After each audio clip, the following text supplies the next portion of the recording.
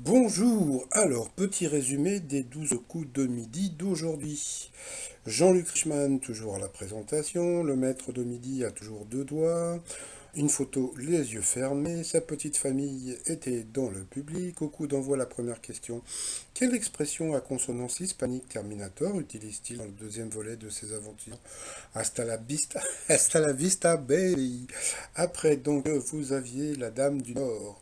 Alors, pour la Dame du Nord, depuis quelques années, au mois de février, quel défi propose le site suisse envers et contre nous? Donc, c'était février sans supermarché. Après, vous aviez, je crois que c'était Marussia. Alors, dont son copain est venu lui faire un bisou fougueux. Quel rappeur tire un trait sur son passé dans son titre Je reviendrai pas, donc c'était Osmo Puccino.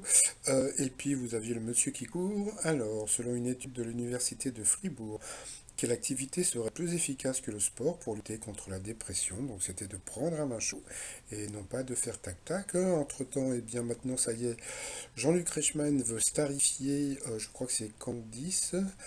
Voilà, donc c'est la fille au milieu du maître de midi, donc qui est montée rejoindre Z pour répondre aux questions. Alors, qui était président de la République en France il y a 50 ans? Donc Monsieur Pompon, Monsieur Pipi, Monsieur Pompidou. Ensuite, quelle est la particularité de la couleur qui porte le nom de Opak couché? Donc, elle est moche. Donc, voilà la couleur. Bon, bah, c'est une couleur, hein, voilà. Donc, sur cette question, elle est passée au rouge. Qui dit rouge dit duel. Elle a pris Marussia en duel. Qui a eu une question qui était assez facile. Bon, il faut penser qu'elle est belge.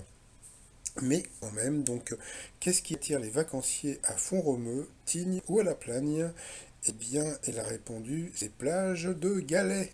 Bon, bah, si vous voyez la mer à Tignes ou à La Plagne, donc voilà. Donc ensuite, eh bien, Cathy, Eric et Tanguy se sont retrouvés donc au coup par coup. Et puis, bah, c'est Tanguy qui est passé donc deux fois l'orange donc au rouge, qui dit rouge dit duel.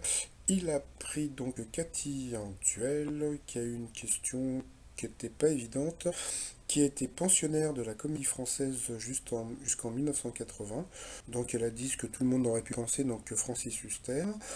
Ils ont demandé au maître de midi qui a dit Richard Berry, mais il a dit qu'il le dirait au pif. Donc c'est-à-dire que bon, c'est pas ce qu'il aurait peut-être dit s'il a été pris en duel, mais bon, passons. Donc, eh bien, c'était Richard Berry.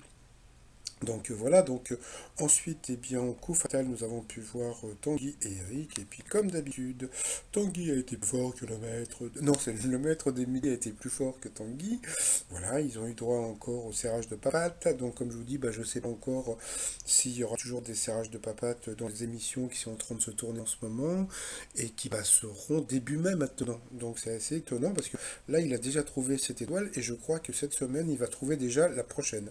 Donc c'est assez étonnant par rapport au coup de maître. Alors, quel héros Daniel Craig incarne-t-il pour la dernière fois dans Mourir peut attendre? Donc c'était James Bond.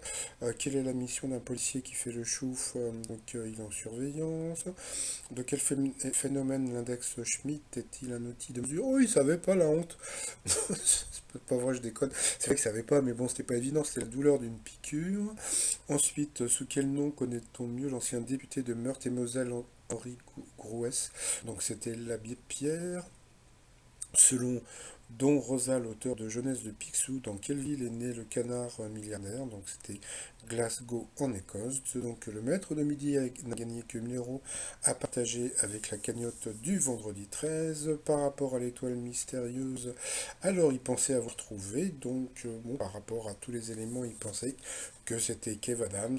Donc un 2 3 et ben ce n'était pas Kev Adams. Donc c'est toujours Willy Revelli. Donc je pense que le poisson, c'est parce que donc dans Fort Boyard, comme il est cuisinier, il y a un moment, il avait cuisiné un poisson préhistorique qui s'appelait le cabre, un nom comme ça, qui urinait par, comment dire, par les nageoires. Donc c'était un truc un peu dégueu que les candidats devaient manger. Donc c'était assez étonnant.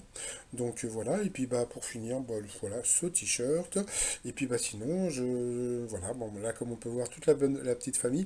Alors c'était super rigolo parce qu'ils ont tous fait coucou comme comment dire, comme Miss France. C'est-à-dire que voilà, un peu comme bah, l'image que vous verrez à la fin de cette vidéo.